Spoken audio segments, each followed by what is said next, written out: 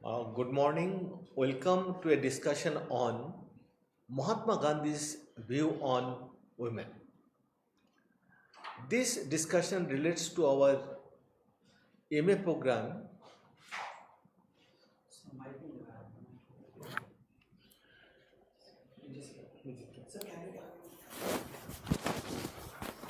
बंद कर देगा।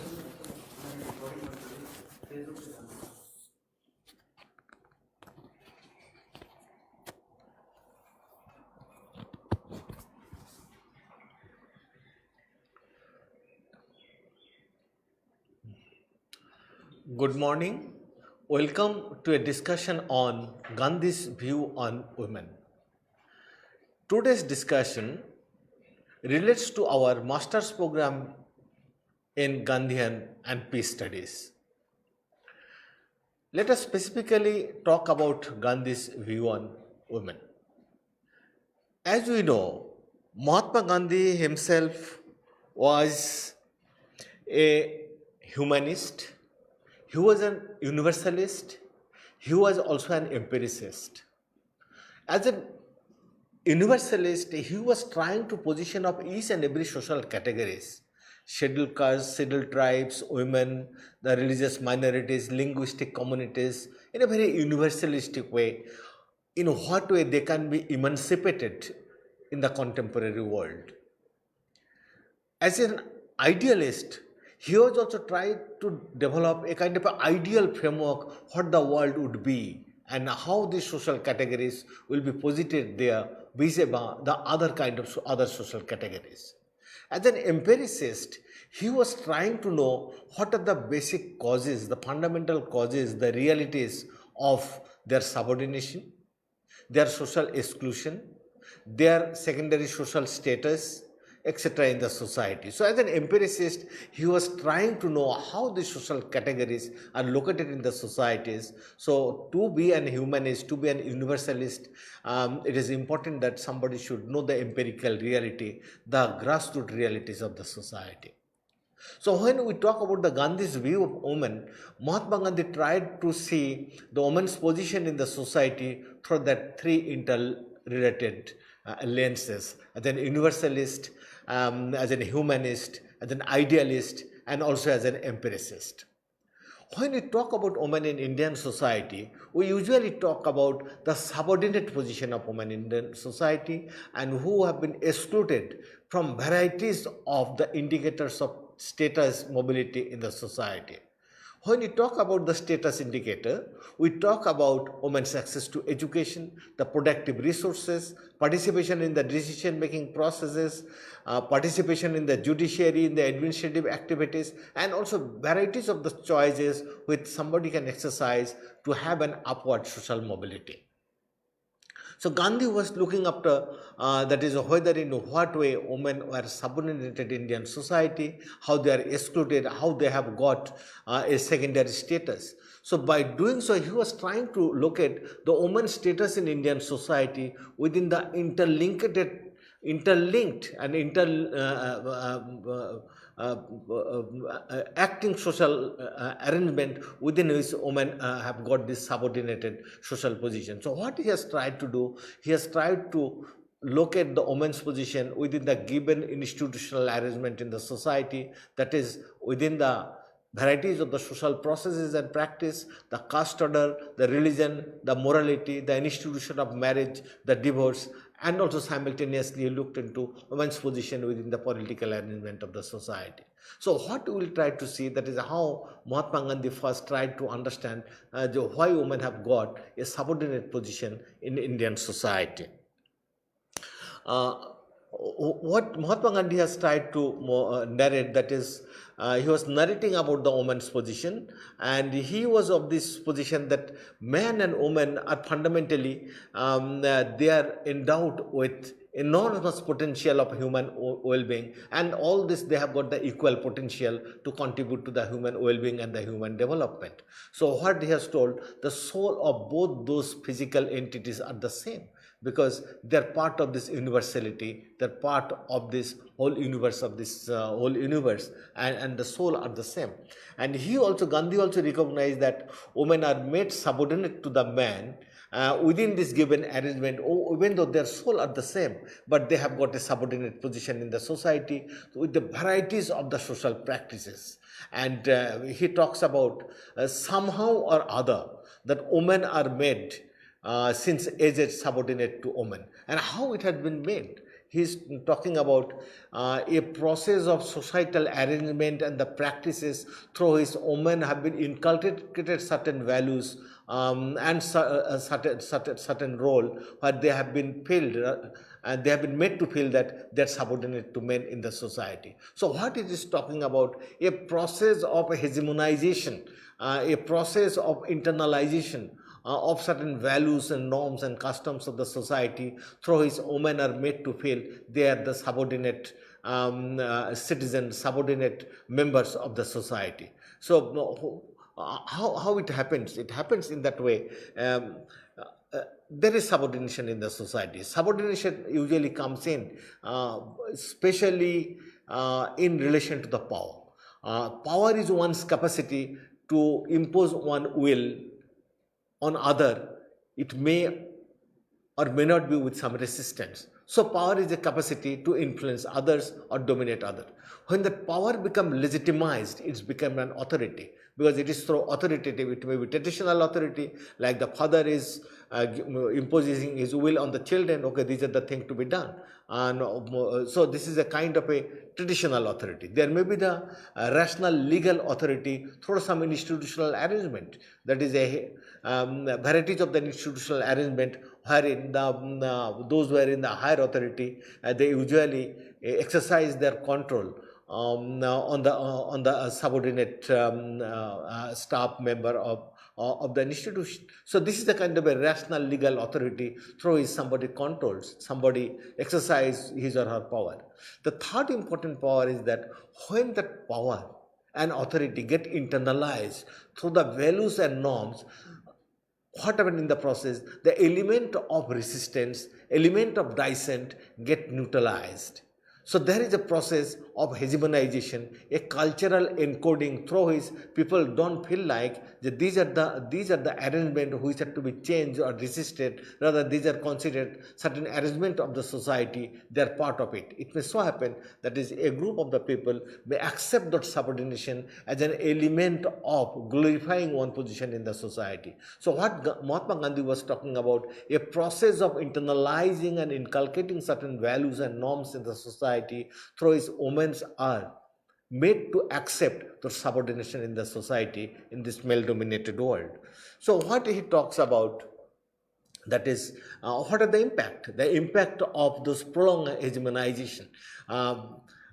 He talked about the psyche of our girl is ruined through this false modesty, because girls are socialized to be the modest in the society, to docile, to be inward looking. So in that way, what it ruins the varieties of those possibilities, that is ruined. And he talks about, we forget that girls of today are the mothers of tomorrow, because if that self-esteem is destroyed or negated, there is a negative impact of those kind of inculcation of culture values in the society. There is every possibility that a full-grown personality will not take place with the whole sense of assertion and aspiration in the society. He also goes on further to talk about at a tender and critical stage, her development, at a very tender and critical stage of her development, when she needs mother's understanding, love and guidance the most, she is given stepmotherly treatment, as if she has sinned against the society in growing up and must need to be suppressed and controlled. So what is happened, that is, whatsoever the liberal atmosphere in which a girl is to be nurtured, it is not. Rather, she is conditioned by varieties of the traditional role expectation, gender role stereotyping, within which women are made to accept certain traditional norms and values, and that squeezes the possibility of her mobility in the society. And ultimately what happened? She's made a victim. She is made a victim of time-bound varieties of the social rules and convention, and she can usually, you will find that outdoor exercises, she is withdrawn and she can stare out, she can go out. So ultimately what Mahatma Gandhi is talking about, it is the traditional norms, values and customs and traditional role expectation that condition and circumscribe women and the girl in the society, that ruins the development of their personality.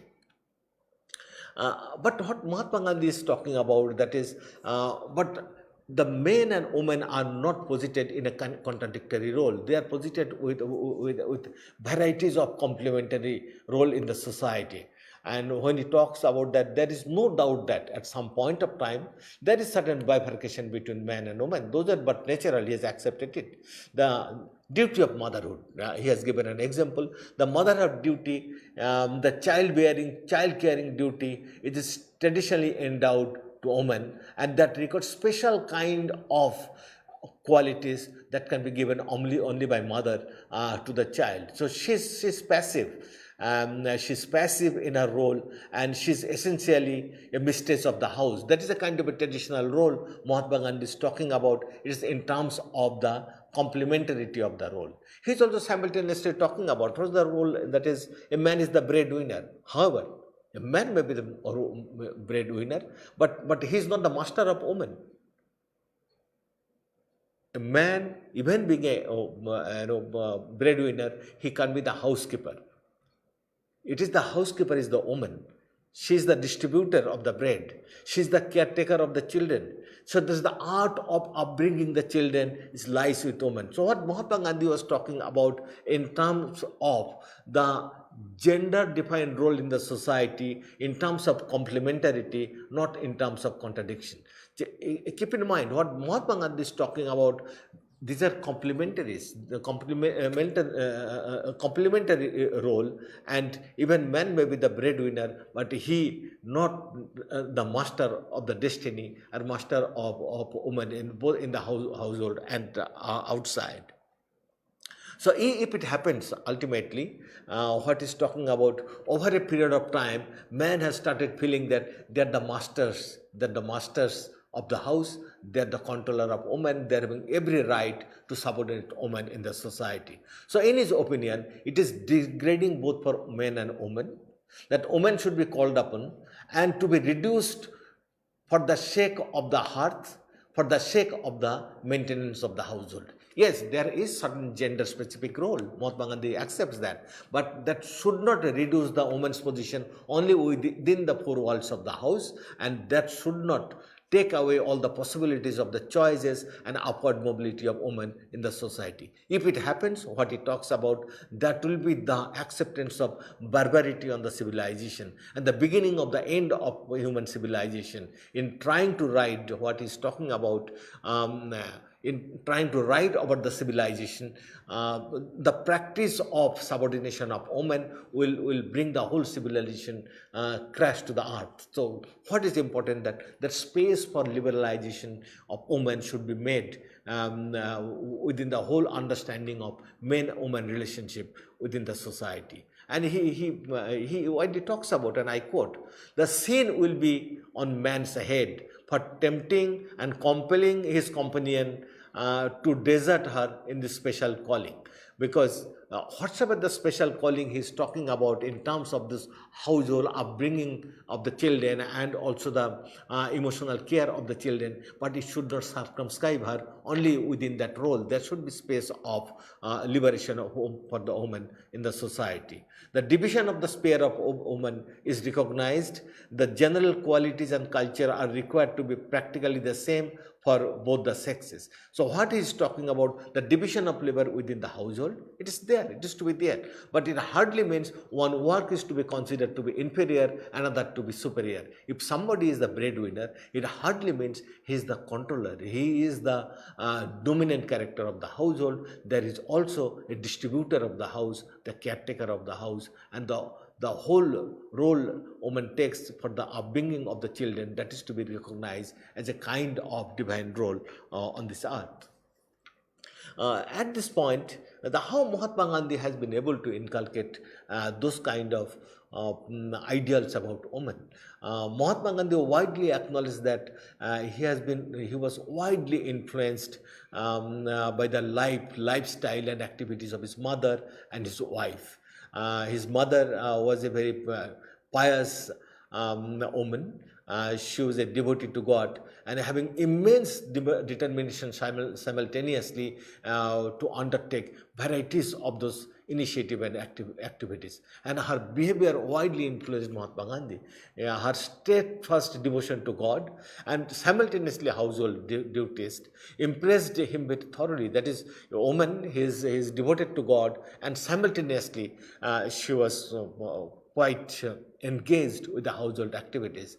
And he recollected in his autography that she would have taken the hardest vow, the hardest promise to keep them without any outside influence. So what he was trying to mention here, that his mother's role, mother's pious behavior, a kind of a divine quality, devotion to God, simultaneously taking care of the household with the firm determination influenced Mahatma Gandhi the most. His wife, as you know, that Mahatma Gandhi got married at a very early age, but he accepted that there will be several of his follies, those are as a husband, and those are accepted by his wife Kasturba. And Kasturba played a very important role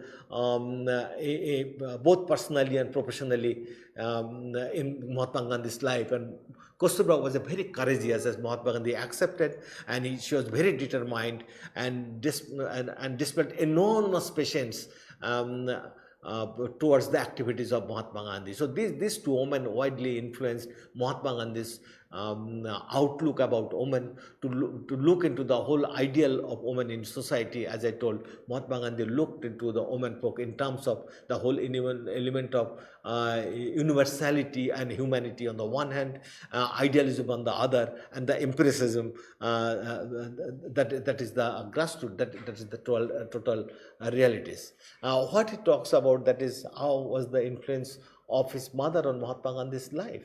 Even as a child, Mahatma Gandhi writes that she was independent in her thinking and action, which surprised and also to an extent annoyed Gandhi as a young husband and eager to establish his authority over his wife. As he told that he was having a lot of follies, lot of shortcomings as a husband. He was a young husband, but he found simultaneously his wife was quite determined, and she was fearless in expressing the authoritative behavior of her husband. So that is the kind of appreciation for his wife, that is trying to know from within, trying to know from the surroundings, trying to know from the friend, philosopher and guide of one's life. That was his wife, Mahatma Gandhi's wife. Kasturba Gandhi influenced Mahatma Gandhi the most. And Kasturba displayed a great resolve of Satyagraha simultaneously. With Mahatma Gandhi resolve for Satyagraha, Kasturba played a big role. Not only supporting Mahatma Gandhi, also she came in the forefront to organize women. And she would resist the undue demand of her husband with firm resolve and in a very non-violent manner, while at the same time doing her duties without a fail.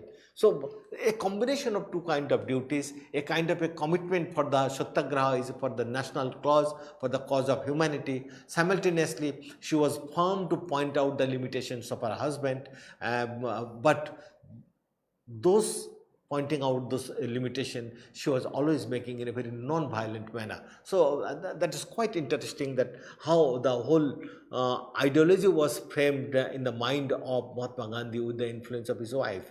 And when he also talked about that is Kasturba Gandhi proved to be an active Satyagrahi, and she was fighting the mighty British power along with the thousands of people in their fight for freedom of the nation. So that is when the wife come to the forefront. Mahatma Gandhi also get a lot of encouragement to know various practicalities of the life, the how something can be communicated, even not being violent, and also simultaneously something can be resisted even to the close people in a very firm order. So Mahatma Gandhi was widely influenced with the life, action and activities of his wife, and also the lifestyle of his mother. Uh, so Mahatma Gandhi, when he has looked into all those, Mahatma Gandhi tried to look into that is how women are located in the society, what are the causes of their subordination with the given culture, values and norm of the society. Mahatma Gandhi has also tried to see how women can be the epitome of non-violence, as he has seen the practice of non-violence in the activities of his wife. And he looked into the wider world and tried to see that woman is the true incarnation of ahimsa. Because the whole ahimsa has come from Buddhism. Mahatma Gandhi found that the whole non-violence is widely inbuilt, the whole personality and persona of woman. So he considered the woman as the epitome of ahimsa. To him, the realities of life are to be conditioned and the practice of ahimsa. If the realities of the life are to be conditioned with the practice of ahimsa, it is the women who are the epitome and they influence the man's life widely. So here is the beginning point. And men and women are placed with the combination of morality and sacrifice. As I told in this first proposition was that man and woman are part of the nature. They are endowed with the equal potential and they are having equal potential to the part of ahimsa and also having enormous potential to combine morality with the sacrifice for the humanity and sacrifice for the nation. And he also recognized that women would emerge as the leader of the society because of their high moral value and sense of sacrifice that would be guided by ahimsa and satyagraha. So he was also conditioning the woman's behavior, that is in the years to come, the whole behavior, the moral values and the sacrifice that is to be guided by ahimsa, that is non-violence, and also satyagraha, a kind of a peaceful protest. So there is to be ahimsa on the one hand, that is a means, but satyagraha is a kind of a protest. The protest is to be there. That is an action. The action is to be guided by ahimsa. That is non-violence. And here is talked about women at the center of all those activities. Is that they are the epitome. Women are the epitome and the true incarnation of ahimsa. What Mahatma Gandhi talks about. When Mahatma Gandhi talks about ahimsa, he also widely links the whole potential of motherhood of women and how it is linked to the practice of ahimsa. He defines ahimsa in that way. Ahimsa means infinite love, which again means infinite capacity for suffering. So love is not enough.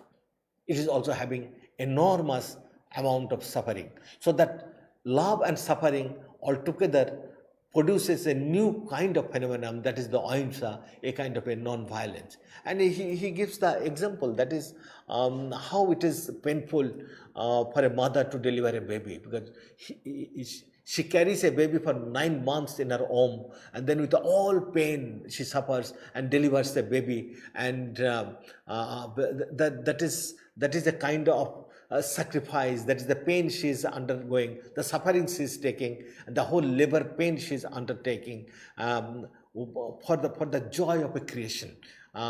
The joy of a creation, that is the birth of a baby in this earth. So what is talking about a meaningful way, how the love and suffering is linked to the whole process of creation of a new soul on this earth, that is a new baby. What he's talking about, let her transfer that love to the whole humanity. That is the creation of the baby is not an end in itself.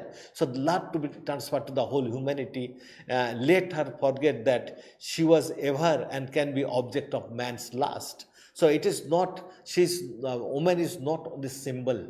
Woman is not a means to satisfy a man's lust. Rather, they are endowed with enormous potential of ahimsa that is founded on love, sacrifice, and a creation of joy. That is important to look into.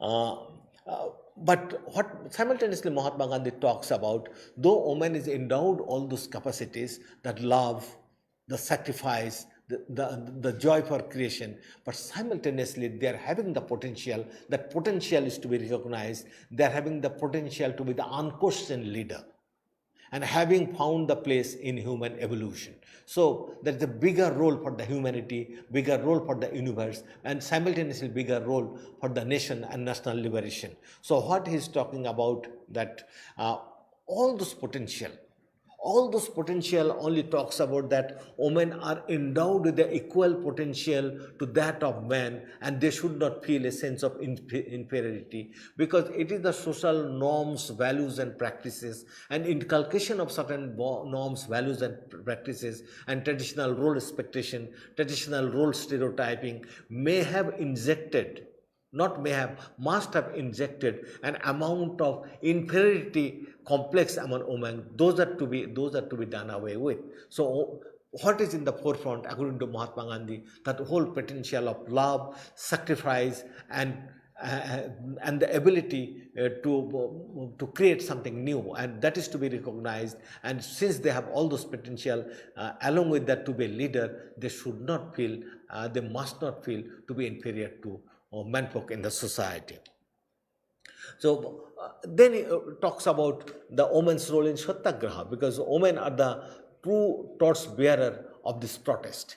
And that is, if protests are to be there, women are the epitome of ahimsa on the one hand, and they are also the striking force for all kind of protest. And she must come and occupy a pivotal position in the plan of Satyagraha. If there is to be Satyagraha, a truthful protest for the truth, then obviously the women should come forward, because they are endowed with all those potentialities. And he recognizes women because of their whole sacrificing capacity, that is the woman Shakti, that is the Shakti power endowed with women, and they should come in the forefront for the Satyagraha and Ahimsa. So in India's, as you know, in India's non-violent struggle for independence, women had played equal part to that men, and if not,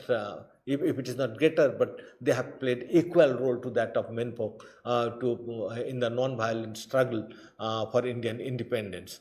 And women's participation was the deepest inspiration in Mahatma Gandhi's life, because of that righteousness, and at time they are kind of a devotion to the cause of the nation, that was widely accepted by Mahatma Gandhi to be the biggest role the woman can play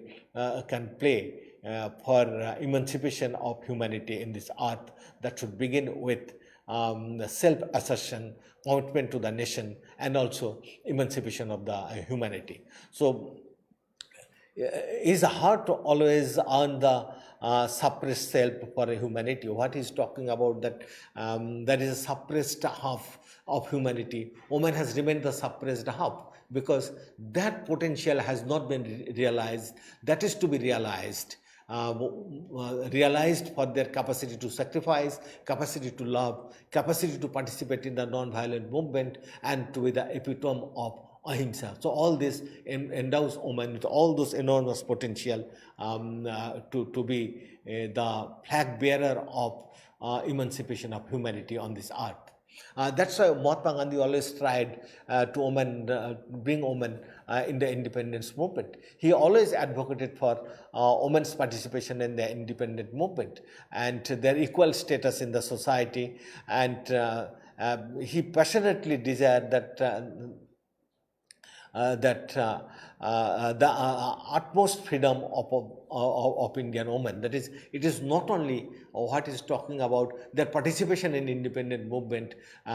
There should also women should get the freedom for that participation. So they should not only, what he is trying to say, that they should not only participate in the independent movement, they should also be liberated to participate in the independent movement in the equal term to that of the male folk. And simultaneously he advocated, you can remember that till 1947, women had no voting power in India. But importantly, India is one of those democratic state in the world that had accepted women's right to vote as early as 1945.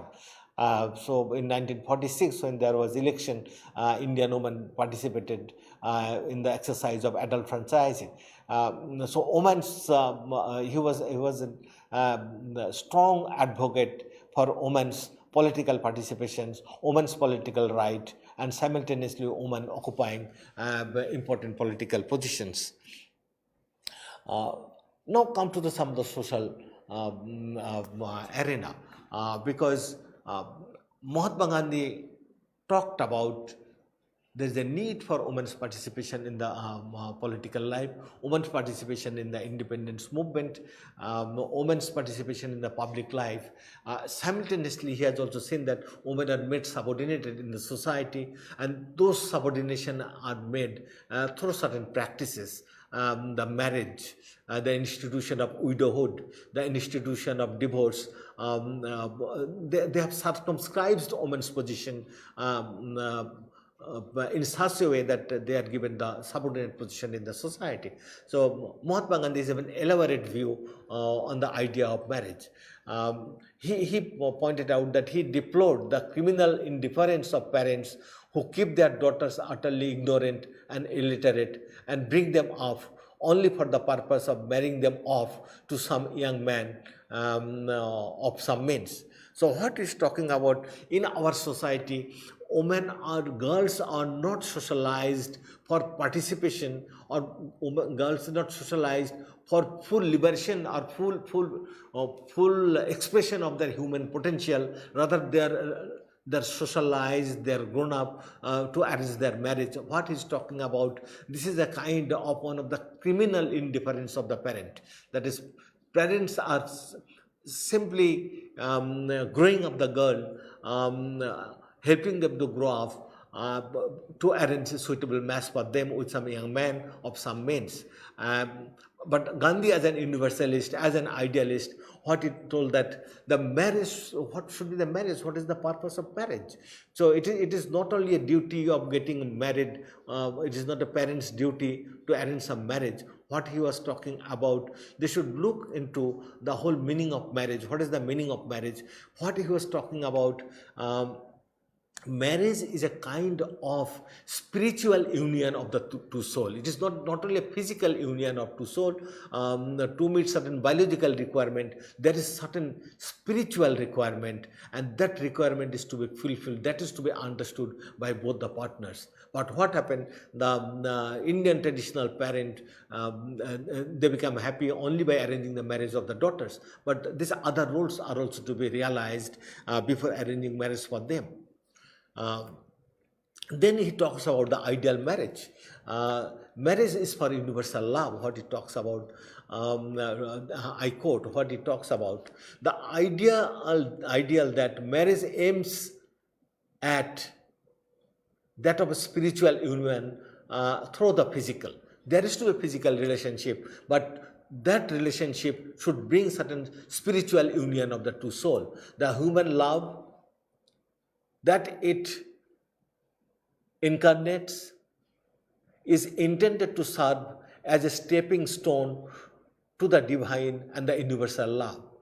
The wife is not only a husband born slave, but his companion and his helpmate, and an equal partner in all his joys and sorrows, as free as the husband to choose his own path.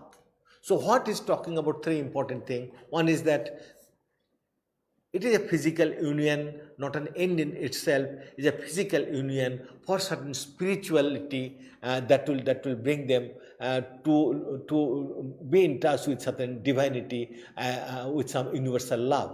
Second, he is talking about, though wife is getting married to a husband, they are getting married, but wife is not a slave to the husband. What is she? She is an equal companion. She is a helpmate and an equal partner with the same kinds of rights and entitlement as that of a husband. So that takes us to the second proposition, that is what has been his position to the divorce and other. I am coming little later.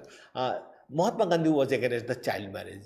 When Mahatma Gandhi was leading the independence movement, he has said that the practice of child marriage was rampant in our society, and he stood against the practice of child marriage in our society. What he talked about, the parents, when the child are born, it is important that child are to be nurtured for the full growth of their human potential, to exercise their choice in the society. But the parents are immediately arranging marriage when their child only, the parents are making there is a breach of trust on the part of the parent, because they are not allowing the children, the girl child, to express their full potential in the society. So what is talking about now? What is Kanyadan in the case of these little children? Has the father got any right of property over the children? He is the protector and not the owner. What he is talking about, it is not the property of the father. The daughters are not the property of the father. Daughters are also not property of the husband. Father is the protector. So as a protector, he should protect that divine soul to furnish all human potential through education and other kind of cultural endowment. And once the parents are unable to do it, they are breaching the trust on which the daughter and parent relationship are founded on. And when he's talking about this is the abuse of the trust given to the parents. So what he's talking about, child marriage, he's totally against child marriage, and he talks about whatsoever child marriage was there, those are to be declared as null and void, and the minimum age of marriage for the girl should be 20 years. So progressive he was. Now we talk about after 74 years of independence, we know the legal age of marriage for the girl is 18 years. Mahatma Gandhi in 1920s itself, and maybe 1942 or 47, within that period, he widely talked about the age of marriage of the girl. It should be 20 years. He was against the dowry system, because in India, marriage seldom takes place without dowry. Mahatma Gandhi was against the practice of the dowry system. And what he talked about, what is the root cause of this dowry system? He told it is the practice of the caste system. When there is a practice of the caste system, every caste is having its own kind of arrangement, that is Anulama marriage and Pratilama marriage. Within this Anulama marriage, the caste system and the endogamy is practiced, and is caste is compelled to look into the bride within this group, that compels the parents to arrange for the dowry. So he was against it, and he termed it as nothing but the sale of the girls. That is, giving the dowry is equal to sale of the girl. And he had expressed that is, the caste distinction should be abolished. He was against the practice of the caste, and if the caste system remains, to him the dowry system will keep on practicing in the society. Mahatma Gandhi also talked about the remarriage. He widely said that time the practice of huge number of widows in Indian society. Though there were a big number of widowers, but they were in a position to remarry, but widows are not allowed to remarry. So contrary was the rule for the women, the rule for the men. The women are not allowed to marry. It was the men, those who are allowed to marry. He told that it is a disgrace for the society, that system should be abolished. There should be all arrangement for widow remarriage in the society. He also simultaneously talked about the choice of mates and social interference. Because why Mahatma Gandhi was talking about, when talking about his view on women, why he was addressing the whole issue of marriage, divorce, remarriage and the mate selection, because he was trying to know that it is through this arrangement, through these institutional practices, women's lives are circumscribed and women are made victims of subordinate position in the society, subordinate to that of man. So he was talking about abolition of child marriage, in favor of, he was talking about the widow remarriage, and also talking about the choice of the mates. It is to be done by the partners themselves. It is not to be a choice imposed on them by the society, because choice is imposed on the partners within the caste system, within the religious system. So what he was talking about, that is, if the practice of widow marriage is to be there, if the practice of child marriage to be abolished, dowry to be abolished, the choice of mates should be there without much of social interference. That is a strong view he was taking at that point of time. Mahatma Gandhi was also in favor of the inter-religious marriages, because if the mates are to be selected by the partners themselves, the whole space of inter-religious marriage should be encouraged. And he also talked about the more of a civil marriages. He talked about that man and woman profession having the different religion profession. Even man and woman may be coming from different religious group. They're getting married. But what he's talking about, even after getting married, each religious group should practice their own religion in a very complementary way, not in a contradictory way. So what was his view? His view was that there should be interreligious marriage, but interreligious marriage should not be for the sake of rejecting each other's religion, but they keep their religious faith intact and practice that, even getting married with the partners of other religious belief. He accepted marriage as a sacrament, as a kind of a divine activities that is founded on ahimsa, and he talked about there is a four function of marriage that is to be accepted, because marriage is not for the physical reunion. As I told, marriage is meant for a spiritual reunion of the two souls. He considered man and woman to be the to divine soul, and they are getting married to perform certain function. What he's talking about, four function he pointed out. There should be spiritual development, number one, and they should, second, in their activities should be, they should make certain service for the society. Number three, they should make service for the community. And fourth is that there should be mutual attraction of love, and that is the place be founded on the marriage. So marriage is for a particular purpose. Purpose is that it is a spiritual development and to be given the first priority. Second is the service for the society and the humanity. Third is that it should serve for the family interest. And third is that there should be mutual attraction and love for each other, and that should be reflected for the love for the humanity. So he is also putting the marriage in a very universalistic, in a very philosophical way.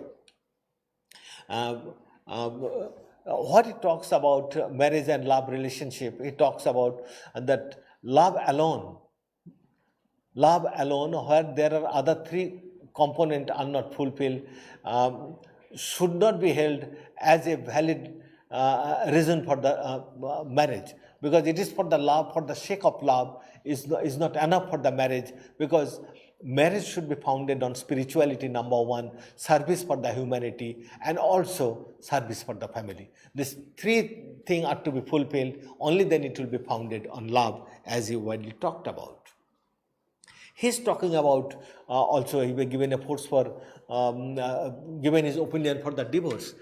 His position is that when a relationship is not founded on truth, and if there is a choice and there is some alternative, that may be exercised. So marriage confirms the right of the union between the two partners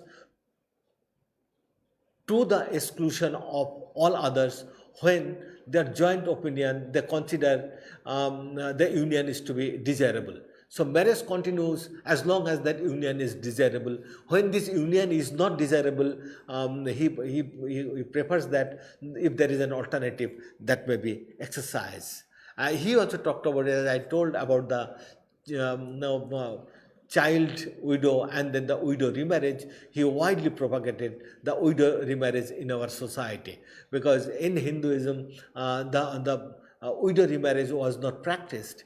You may be knowing that it is Ram Mohan Rai, Ishwar Chandra Vidyasagar, they widely propagated the whole idea of widow remarriage. Mahatma Gandhi at a later, once he came back to India from South Africa, he widely talked about, he gave his voice for the whole cause of widow remarriage. What he was trying through this, all those arrangements, he was trying to redefine the institution of marriage, widowhood, divorce, dowry, etc. like this, so that there is no subordinate position of women in the society. Mahatma Gandhi was also against the practice of parda, because what he was talking about, through this practice, the internal self of women and the whole possibilities of their self-development and self-expression is squashed. So it has resisted not only the participation in public life, but has also deprived them of the opportunity for self-development, self-expression, social, economic and political well-being. So he was totally against the practice of parda, because it was bringing the element of subordination for women in the society. So ultimately what Mahatma Gandhi was talking about, his position of women in Indian society, his position is that number one, women are given a subordinate position in the society within certain institutional arrangement, and those institutional arrangement are the family, the marriage, precisely the marriage, the widowhood, and the child marriage. So he was trying to define that. He also simultaneously accepted the fact that women are having enormous potential to practice ahimsa and also participate in the protest. By bringing it, he considered women are the epitomes of empowerment. That is, women are the weakest segment of the society. That's why in his own word, Mahatma Gandhi writes, women whom we call abala, that is the weak. Usually women are called the abala, and what he writes, women whom we call abala once become shabala, empowered, all those powerless become empowered in the society. So what he's talking about, it is empowering the woman, mean the empowering the society. Then he talked about, to call them abala is to condemn them in the society. So we deny, when you call women abala, it is a culturally codified term.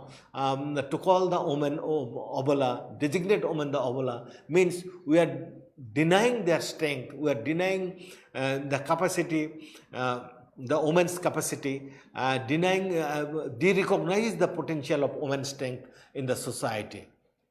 So one is talking about if women resolve to bring glory to the nation within few months, they can totally change the whole fate of the earth and the country. That's why Mahatma Gandhi, when he considered women are to be the epitome of empowerment, epitome of satyagraha, and epitomes of peaceful resistance, he wants to bring women in the forefront of independent struggle, forefront of emancipation of a human being on this earth. So in Mahatma Gandhi firmly opined that Indian salvation depends on the sacrifice and enlightenment of women. So what is important to understand Mahatma Gandhi's position of women is that Mahatma Gandhi tried to break the varieties of the barriers, those who were created to keep the women subordinated in the society. By bringing that, he became critical to the practice of widowhood, the child marriage, varieties of the practices within the caste order. So he was trying to break all those barriers so that women can get a space for their autonomy and independence within the Indian society, and they can be the epitome of empowerment in the society. So now let us recap whatsoever we have discussed. First we have discussed that Mahatma Gandhi was widely influenced with the life and lifestyle of his mother and his wife. Then we discussed how women have got a subordinated position in the society within the cultural practices, values and norms. And number 3, we talked about the identification of varieties of the potential which women have that Mahatma Gandhi identified, that is their practice of ahimsa, satyagraha, all potential, and they identified women are the epitome of love and sacrifice and creation. Simultaneously, women are the epitomes of empowerment, and they are the potential force for national liberation and emancipation of humanity on this earth. Thank you very much for being with us.